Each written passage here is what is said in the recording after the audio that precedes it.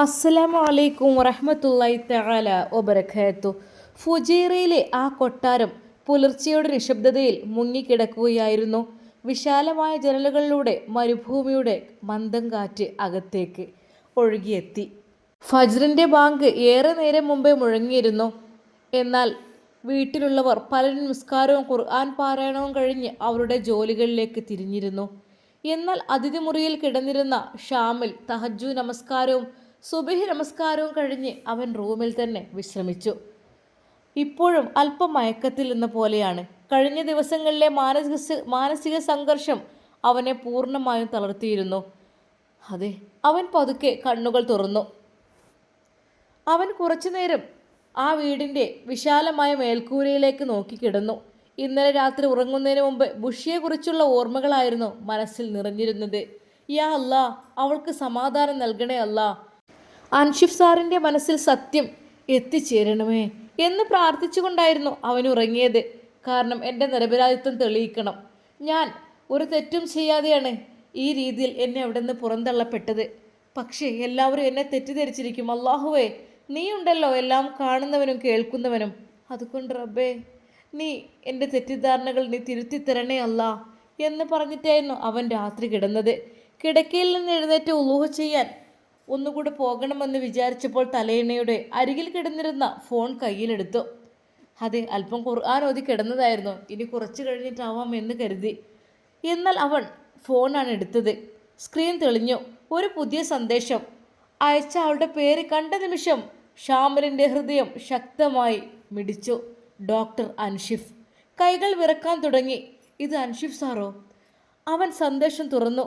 അതെ, എന്ത്? അൻഷിഫ് സാർ ഇതൊരു മെസ്സേജ് അയച്ചിരിക്കുന്നു. ഒരു വരി മാത്രം. ഷാമിൽ, എന്നോട് ക്ഷമിക്കണം. ആ വാക്കുകൾ വായിച്ച ശേഷം അവൻ്റെ കണ്ണുകൾ നിറഞ്ഞൊഴുകി. റബ്ബേ, അവൻ അറിയാതെ ചുണ്ടുകൾ വിറച്ചു. താൻ കാണുന്നത് സ്വപ്നമാണോ? വീണ്ടും വായിച്ചു. വീണ്ടും വീണ്ടും അതേ വാക്കുകൾ. ഷാമിൽ, എന്നോട്. അവൻ്റെ മനസ്സിലൂടെ കഴിഞ്ഞ മാസങ്ങളിലെ ഓരോ സംഭവങ്ങളും കൊടുങ്കാറ്റ് പോലെ കടന്നുപോയി. ബുഷിയെ രക്ഷിക്കാനായി സ്വന്തം പേര് പോലും മോശമാകട്ടെ എന്ന് കരുതി ചെയ്ത ത്യാഗങ്ങൾ. അതെ, അൻഷിഫ് സാർ തൻ്റെ മുഖത്ത് നോക്കി പറഞ്ഞ കഠിനമായ വാക്കുകൾ. എൻ്റെ ജീവിതത്തിൽ നിന്ന് ഇറങ്ങിപ്പോ. നിന്നെ പോലുള്ളവരെ ഞാൻ വിശ്വസിക്കില്ല. നീ എൻ്റെ ബുഷിയെ തട്ടിയെടുക്കാനാണോ വന്നത്? നീ ചെയ്തതൊന്നും ഞാൻ മറക്കില്ല. അങ്ങനെ ഓരോ വാക്കുകളും തൻ്റെ നെഞ്ചിൽ കുത്തിയ പോലെയായിരുന്നു. റബ്ബേ, എൻ്റെ നിരപരാധിത്വം നീ തെളിയിക്കണമേ. അപ്പോഴും അവൻ അതായിരുന്നു ദുആ ചെയ്തിരുന്നത്. ഒരിക്കൽ പോലും അദ്ദേഹം തെറ്റാണെന്ന് തെളിയിക്കാൻ ശ്രമിച്ചിരുന്നില്ല. അദ്ദേഹത്തിൻ്റെ ഓരോ വാക്കുകളും അന്ന് തൻ്റെ നെഞ്ചിൽ കുത്തിയ കത്തി പോലെയായിരുന്നു. എന്നിട്ടും അയാൾ വേണ്ട. കാരണം സത്യം പറഞ്ഞാൽ ബുഷിക്ക് കൂടുതൽ പ്രശ്നങ്ങൾ ഉണ്ടാകുമെന്നായിരുന്നു അവൻ്റെ ഭയം. എന്നെ എല്ലാവരും തെറ്റിദ്ധരിച്ചാലും മതി, പക്ഷേ ബുഷി സുരക്ഷിതയായിരിക്കണം. അതായിരുന്നു അവൻ്റെ ഒരേ ഒരു ചിന്ത.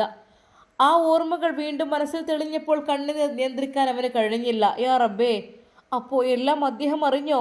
അവൻ മെല്ലെ കിടക്കയുടെ അരികിലിരുന്നു. എൻ്റെ പ്രാർത്ഥന അല്ലാഹുവേ, നീ കേട്ടോ?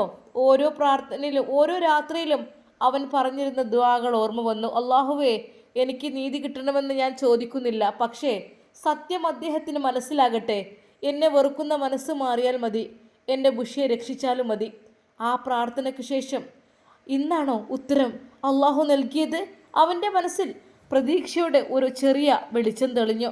അപ്പോഴേക്കും വാതിലിൽ അതാ മൃദുവായി ഒരു മുട്ട് കേൾക്കുന്നു. ഷാമിൽ മോനെ, ഷാമിൽ മോനെ.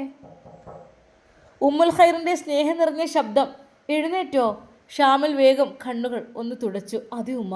ഉമ്മുൽ ഖൈർ അകത്ത് വന്നു. അവൻ്റെ കണ്ണുകൾ കണ്ട നിമിഷം അവർ ചോദിച്ചു, മോനെ, നീ കരഞ്ഞോ? എന്തിനാ കരഞ്ഞത്? ഷാമിലിന് സംസാരിക്കാൻ കഴിഞ്ഞില്ല. അവൻ ഫോൺ അവരുടെ നേരെ നീട്ടി. ഉമ്മുൽ ഖൈർ അത് വായിച്ചു. ഒരു നിമിഷം അവർ ശാന്തിയായി നിന്നു. പിന്നീട് പുഞ്ചിരിച്ചുകൊണ്ട് പറഞ്ഞു, അൽഹംദുലില്ലാ. നീ പറഞ്ഞ ആ ഡോക്ടർ നിന്റെ തെറ്റിദ്ധാരണകളൊക്കെ മാറ്റിയിട്ടുണ്ടാവും അല്ലേ? അള്ളാഹു ഒരിക്കലും സത്യത്തെ മറച്ചു വെക്കില്ല ഷാമിൽ മോനെ. ഷാമിൽ കരച്ചിലൂടെ ചോദിച്ചു, ഉമ്മ, ഞാൻ ഇത്രയും നാൾ ചെയ്ത പ്രാർത്ഥന അള്ളാഹു കേട്ടിട്ടുണ്ടെന്നാണ് തോന്നുന്നത്.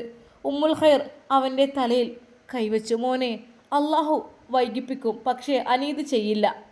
ഒരു പക്ഷേ പെട്ടെന്ന് ഉത്തരം കിട്ടിക്കൊള്ളണമെന്നില്ല. എങ്കിലും അള്ളാഹു കാരുണ്യവാനാണ്. നീ അനുഭവിച്ച വേദന അള്ളാഹു കണ്ടിരിക്കുന്നു. നീ തിരിച്ചടിച്ചില്ല, നീ പ്രതികാരം ചെയ്തില്ല. സത്യം പറഞ്ഞാൽ അവസരമുണ്ടായിട്ടും മറ്റൊരാളുടെ ജീവിതം തകരാതിരിക്കാൻ നീ മിണ്ടാതിരുന്നു. അങ്ങനെയുള്ള കണ്ണുനീർ അള്ളാഹുവിൻ്റെ അടുക്കൽ വെറുതെ ആവില്ല മോനെ. ആ വാക്കുകൾ കേട്ടപ്പോൾ ഷാമിലിൻ്റെ മനസ്സ് കൂടുതൽ വിങ്ങി. അവൻ ജനലിൻ്റെ അരികിലേക്ക് നടന്നു. ഫുജേറയുടെ പ്രഭാത സൂര്യൻ മലകൾക്കിടയിലൂടെ ഉദിച്ചു വരികയായിരുന്നു. സ്വർണ്ണനിറം പരന്ന ആകാശത്തിലേക്ക് നോക്കി അവൻ കൈകൾ ഉയർത്തി. യാ അല്ലാ, എൻ്റെ ഹൃദയത്തിൽ അദ്ദേഹത്തോടൊരിക്കലും വൈരാഗ്യമുണ്ടായിരുന്നില്ല, ഒന്നുമില്ല. അദ്ദേഹത്തെ പൊറുക്കാൻ എനിക്ക് ശക്തി നൽകണമേ അല്ലാ. അദ്ദേഹത്തിനും ബുഷിക്കും സമാധാനം നൽകണമേ. പ്രാർത്ഥന കഴിഞ്ഞപ്പോൾ മനസ്സിനൊരു അപൂർവമായ ആശ്വാസം ലഭിച്ചു. ഫോണിലേക്ക് വീണ്ടും നോക്കി. അൻഷിഫിൻ്റെ സന്ദേശം ഇപ്പോഴും തുറന്നു കിടക്കുകയായിരുന്നു. മറുപടി എഴുതാൻ വിരലുകൾ കീബോർഡിന് മുകളിൽ എത്തിയെങ്കിലും അവൻ കുറച്ചു നേരം മടിച്ചു. ഇപ്പോൾ എന്ത് പറയണം? ഞാൻ അനുഭവിച്ച വേദനയെക്കുറിച്ച് പറയണോ, അല്ലെങ്കിൽ എല്ലാം മറന്ന് മുന്നോട്ട് പോകണോ? കുറച്ച് നിമിഷങ്ങൾ ചിന്തിച്ച ശേഷം അവനൊരു ചെറിയ മറുപടി മാത്രം ടൈപ്പ് ചെയ്തു. അസ്സലാമലൈക്കും സർ. അള്ളാഹു നമ്മെ എല്ലാവരെയും നമുക്കെല്ലാവർക്കും പുറത്തു തരട്ടെ. എനിക്ക് ആരോടും വിരോധമില്ല. നിങ്ങൾ സമാധാനത്തോടു കൂടി ഇരിക്കണം.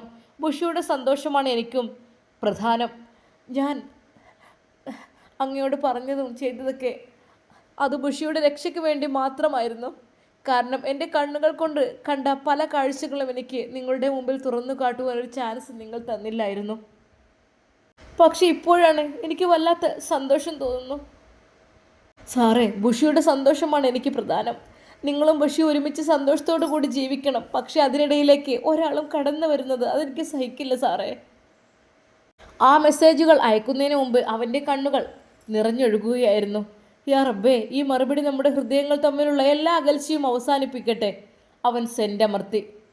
അങ്ങനെയതാ മെസ്സേജ് പോയി. അതൊരു സാധാരണ സന്ദേശമായിരുന്നില്ല. വർഷങ്ങളായി മനസ്സിൽ കിടന്നിരുന്ന ഭാരത്തെ താഴെ വെച്ച നിമിഷമായിരുന്നു അത്. ഷാമിൽ ആകാശത്തേക്ക് വീണ്ടും നോക്കി. ഇപ്പോൾ അവൻ്റെ മുഖത്ത് കണ്ണുനീരുണ്ടായിരുന്നു. പക്ഷേ ആ കണ്ണുനീർ വേദനയുടേതല്ല.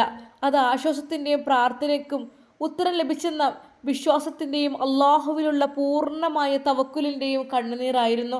ആ പ്രഭാതത്തിൽ ഫുജീറയുടെ കൊട്ടാരത്തിന് മുകളിലൂടെ ഉദിച്ച സൂര്യൻ ഒരു പുതിയ ദിവസത്തെ മാത്രമല്ല, ഷാമിലിൻ്റെ ജീവിതത്തിലെ ഒരു പുതിയ അധ്യായത്തെയും വരവേറ്റുകൊണ്ടിരുന്നു.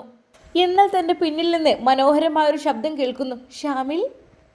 ഒരു നിമിഷം അവൻ പിന്തിരിഞ്ഞു നോക്കി. അത് സഫ. ഷാമിൽ, ഇത് കണ്ടോ? എന്താണിത്? ഇത് നിനക്കൊരു ഗിഫ്റ്റാണ്. ഗിഫ്റ്റോ? എനിക്കോ? ഷാമിൽ, എന്ത് വാങ്ങിക്കൂടെ? ഞാനുണ്ടാക്കിയൊരു ഗിഫ്റ്റാണിത്. എന്നാൽ അവൻ അത് വാങ്ങാൻ കൂട്ടാക്കിയില്ല. സഫ, പോകുമ്പോൾ തന്നാൽ മതി ഗിഫ്റ്റ്. ഇപ്പോൾ അതവിടെ തന്നെ ഇരുന്നോട്ടെ.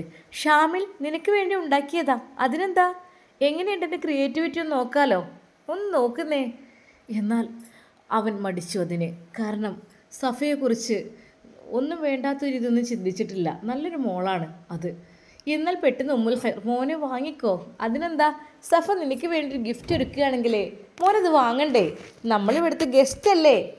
ഗസ്റ്റുകൾക്ക് ഗിഫ്റ്റ് തല്ലേ, അത് നല്ല കാര്യമാണ്. അതുകൊണ്ടാണ് അവൾ.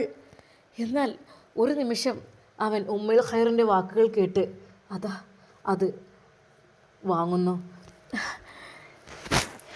അവൻ ആ ഗിഫ്റ്റ് വാങ്ങുമ്പോൾ സഫ അവനോട് പറഞ്ഞു, ഷാമിൽ, ഇഷ്ടമായാലും അല്ലെങ്കിലും അതിനൊരു ഉത്തരം പറയണം കേട്ടോ. ഓക്കെ ജസാക്കല്ലാഹു ഖൈറ. Thank you. അങ്ങനെ അവൾ തുള്ളിച്ചാടിക്കൊണ്ട് അപ്പോഴേക്കും അപ്പുറത്തേക്ക് പോയി. എന്നാൽ ഉമ്മുൽ ഖൈറിന് അത് കണ്ടപ്പോൾ വല്ലാത്തൊരു സന്തോഷം തോന്നി. മോനെ ഷാമിൽ. ഉമ്മ. എടാ, എന്ത് നല്ല പത്തരമാറ്റു മോളാണ്. എന്തെൻ്റെ കുട്ടിക്ക് അവൾ ഇഷ്ടപ്പെടുന്നില്ലേ? ഉമ്മ, ഞാനിപ്പോൾ അതിനെക്കുറിച്ചൊന്നും ചിന്തിക്കുന്നില്ല. ഇപ്പോൾ അതിൻ്റേതായ സിറ്റുവേഷനിലല്ല ഉമ്മ ഞാൻ ജീവിക്കുന്നത്. മോനെ, ആയിക്കോട്ടെ, സാവകാശമുണ്ട്.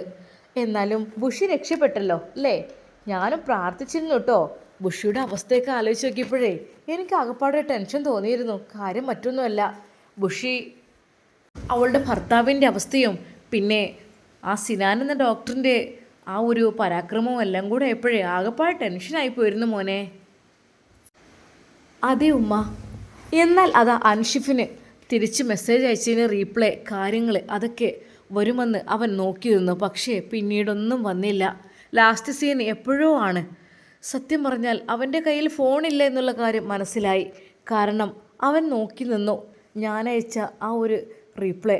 അതായത് അത് 1 ടിക്ക് ഡബിൾ ടിക്ക് ആകുന്നതും ഡബിൾ ടിക്ക് ബ്ലൂ ടിക്ക് ആകുന്നതും നോക്കി നിന്നു. പക്ഷേ അതൊന്നും ആയില്ല. ഷാമിലിൻ്റെ മനസ്സിൽ ഒരു നിരാശ വന്നു. പക്ഷേ ഈ സമയം ICUവിൽ ഒരിക്കൽ പോലും അത് അവൻ്റെ കൈകളിൽ ഫോണില്ലല്ലോ. അത് ഡോക്ടർ ഷിഫ വന്നപ്പോൾ എടുത്തു കൊടുക്കുവാൻ വേണ്ടി കൊടുത്തു, ആവശ്യപ്പെട്ടു, അത് തിരിച്ചു വെച്ചു, അത്രയേ ഉള്ളൂ. ശരിക്കും പറഞ്ഞാൽ ഷാമിലിൻ്റെ മനസ്സിൻ്റെ ഉള്ളിൽ വല്ലാത്തൊരു വിഷമം. പഠിച്ചവനെ എന്ത് സ്ഥിതി എന്നാവോ. ഇനിയിപ്പോൾ സിനാനെങ്ങാനും കണ്ടു വാങ്ങിയോ എന്തോ അറിയില്ല. എന്തായാലും തെറ്റിദ്ധാരണകളൊക്കെ അവർ നിർത്തിയല്ലോ. പിന്നെ അതുമാത്രമല്ല, എന്നെ മനസ്സിലാക്കാൻ കഴിഞ്ഞല്ലോ പഠിച്ചവന്, അതും വലിയൊരു സന്തോഷം തന്നെ. അവൻ പഠിച്ച റബ്ബിനെ സ്തുതിച്ചു. എന്നാൽ ഈ സമയം സഫ അതാ ഉമ്മയോട് ചോദിക്കുന്നു, യാ ഉമ്മി. ആ എന്താ മോളെ? ഉമ്മി എന്നാണ് മൂത്തമ്മയും അവരും പോകുന്നത്? എന്താ കൂടെ പോകണോ? അല്ല, പോകുന്ന എന്താ ചോദിച്ചതാണ്. ഉമ്മ സത്യം പറഞ്ഞാൽ അവരൊക്കെ ഉണ്ടാകുമ്പോൾ എന്ത് ഭംഗിയാലേ, എന്ത് രസമാണല്ലേ.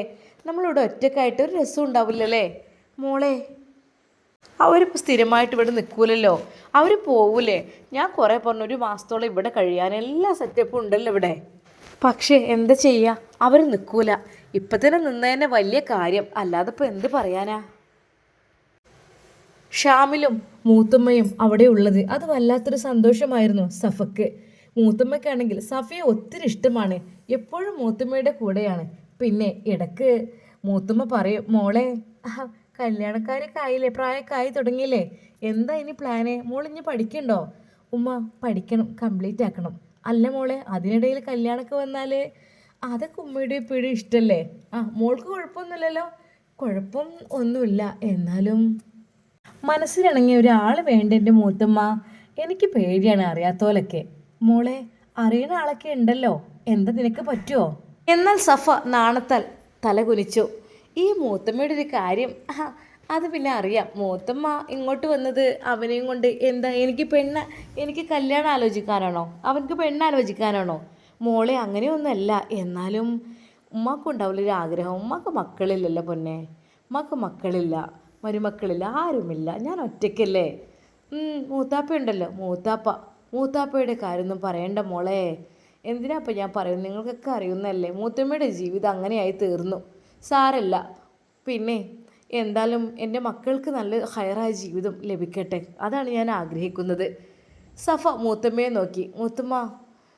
മൂത്തമ്മക്ക് ഇനി വേറെ കല്യാണം കഴിച്ചൂടെ? എന്നാൽ അത് കേട്ടപ്പോൾ ഒരു നിമിഷം ഉമ്മുൽ ഖൈർ പറഞ്ഞു, എൻ്റെ പൊന്നു മോളെ, നീ എന്ത് ചോദ്യം മോളെ ചോദിക്കുന്നത്? ഉമ്മാക്ക് ഞാൻ അതിനെക്കുറിച്ചുള്ള ചിന്ത ആലോചിക്കുന്നുണ്ടല്ലോ. ഇല്ല, അവിടെ ഉണ്ടല്ലോ മൂത്താപ്പ. എന്നാലും മൂത്താപ്പൻ്റെ ഒക്കെ അല്ലല്ലോ. അല്ല മോളെ, എന്നാലും എന്താ ചെയ്യുക, നമ്മളെ വിധി അങ്ങനെ ആയിപ്പോയി.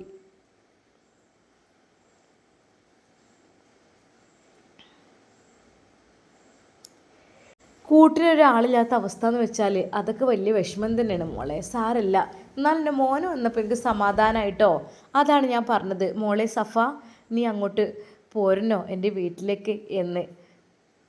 ശരിക്കും മൂത്തമ്മയുടെ വാക്കുകൾ കേട്ടപ്പോൾ സഫക്കും തന്നെ ചെറിയൊരു ആഗ്രഹം ഇല്ലാതില്ല. കാരണം ഷാമിലിൻ്റെ ആ ഭംഗി അവൾ ശരിക്കും കണ്ട് ആസ്വദിച്ചിരുന്നു. പക്ഷേ ഷാമിൽ തീരെ അവൾ നോക്കുന്നില്ല, മൈൻഡ് ചെയ്യുന്നില്ല. കാരണം അവൻ്റെ മനസ്സാകെ മാറി മറിഞ്ഞിരിക്കുകയാണ്. അതുകൊണ്ട് തന്നെ എന്നാൽ ഈ സമയം നാട്ടിൽ ഹോസ്പിറ്റലിൽ ഷിഫ അതെ അൻഷിഫ് സാറിനെ കുറിച്ചുള്ള അന്വേഷണത്തിന് വേണ്ടി മറ്റൊരു ഡോക്ടറെ കാണുവാൻ വേണ്ടി പുറപ്പെടുകയാണ്. അതായത് അൻഷിഫ് സാറിൻ്റെ ഈ ഒരു അവസ്ഥ, മറ്റു ഡോക്ടേഴ്സിനെ അങ്ങോട്ട് അടുപ്പിക്കാത്ത അവസ്ഥ, കാര്യങ്ങൾ അതെല്ലാം ഒന്ന് തന്നെ അന്വേഷിക്കണം. പിന്നെ എന്ത് പ്രോബ്ലംസാണ് അദ്ദേഹത്തിനുള്ളത്, അതിനുള്ള ഫുള്ള് ചെക്കപ്പും കാര്യങ്ങളും നടത്തണം എന്നതിനെക്കുറിച്ചുള്ള ചിന്തയൊക്കെയായിരുന്നു ഷിഫയുടെ മനസ്സിൽ. അവൾ അതിനു വേണ്ടി തൻ്റെ കൂടെ വർക്ക് ചെയ്യുന്ന, അതായത് ജൂനിയർ സ്ഥാനത്ത് തന്നെയാണ്, അതായത് 2 പേരും അൻഷിഫിൻ്റെ ജൂനിയർ ആയിരുന്നു. തൻ്റെ കൂട്ടുകാരി ഷംലയോട് കാര്യങ്ങളെല്ലാം ഒന്ന് തുറന്നു പറയുന്നു. എടി, നമ്മുടെ അൻഷിഫ് സാറ് അങ്ങനെയല്ലായിരുന്നു. അദ്ദേഹത്തിന് ഇനി പരിക്കുകളൊക്കെ ഉണ്ടെങ്കിലും തന്നെ ശരിക്കും നമുക്കൊന്ന് കാണുവാനോ അതിനെക്കുറിച്ചുള്ള അന്വേഷണത്തിന് ഒന്നും സമ്മതിക്കുന്നില്ലല്ലോ. കാരണം അവിടെ ഒരു പെണ്ണിനെ നിർത്തിയിട്ടുണ്ട്. നമുക്ക് സത്യം പറഞ്ഞാൽ നല്ലൊരു അന്വേഷണം കണ്ടെത്തിയാലോ, എന്താണ് അദ്ദേഹത്തിൻ്റെ അസുഖം, കാര്യങ്ങൾ എന്നൊക്കെ ഒന്ന് ചോദിച്ചാലോ? കാരണം സാറിനോട് ചോദിച്ചാൽ കാര്യമില്ല, അയാൾ പലതും പറഞ്ഞങ്ങ് മിന്നിപ്പോവും. എനിക്ക് പിന്നെ എടി പെട്ടെന്ന് ഷംല പറഞ്ഞു. എന്താടി? എനിക്ക് ആ സിനാൻ സാർ അത്ര അങ്ങോട്ട് വിശ്വാസം പോരാ, മൂപ്പരത്ര പോരടി. അതെന്താടി? അല്ല അങ്ങനെയാണ്, നമ്മൾ സത്യം പറഞ്ഞാൽ ഒരിക്കൽ പോലും പ്രതീക്ഷിക്കാത്ത സമയത്തൊക്കെ അയാൾ നോക്കിക്കൊണ്ടിരിക്കുന്നത് കാണുമ്പോൾ ശരിക്കും അയാളൊരു കോഴിയാണടി. സത്യമായിട്ടും. പഠിച്ചോന് നിന്നോടുണ്ട് അങ്ങനെ? അതെ. നിന്നോടുണ്ടോ? എന്നോടും അങ്ങനെ തന്നെ. ഒരു മുട്ടുരുമ്മി പോക്കും അങ്ങനെ മൊത്തത്തിൽ. സത്യം പറഞ്ഞാൽ അയാളുടെ കള്ളത്തരങ്ങളൊക്കെ പൊളിച്ചടുക്കണം നമുക്ക്. അങ്ങനെ അതാ അവർ രണ്ടുപേരും ചില പ്ലാനിങ്ങുകൾ തയ്യാറാക്കുന്നു. ഷിഫിയും ഷംലിയും ശരിക്കും സിനാൻ്റെ കള്ളത്തരങ്ങൾ പൊളിച്ചെടുക്കുവാൻ വേണ്ടി നിൽക്കുകയാണ്. എടി നമ്മൾ എന്ത് ചെയ്യുക? ഇതൊന്ന് എല്ലാവരുടെയും മുമ്പിൽ ഓപ്പണായി പറയണമല്ലോ. എന്തതിന് നമുക്ക് ചെയ്യേണ്ടത്? ശരിക്കും അതാ ഷിഫിയും ഷംലിയും സിനാൻ സാറിൻ്റെ കള്ളത്തരങ്ങളൊക്കെ ഒന്ന് പൊളിച്ചെടുക്കുവാൻ വേണ്ടി പ്ലാൻ ചെയ്യുന്നു. എന്തായിരിക്കും അവരുടെ പ്ലാനിങ്? അതെ, സിനാൻ്റെ കള്ളത്തരങ്ങളെല്ലാം തുറന്നു കാട്ടണം. ഇൻഷാ അല്ലാ നമുക്കിതിൻ്റെ ബാക്കി ഭാഗം നാളെ കാണാം. അതുവരേക്കും എല്ലാവർക്കും അസ്സലാമു അലൈക്കും വറഹ്മത്തുള്ളാഹി തആല വബറകാതുഹു.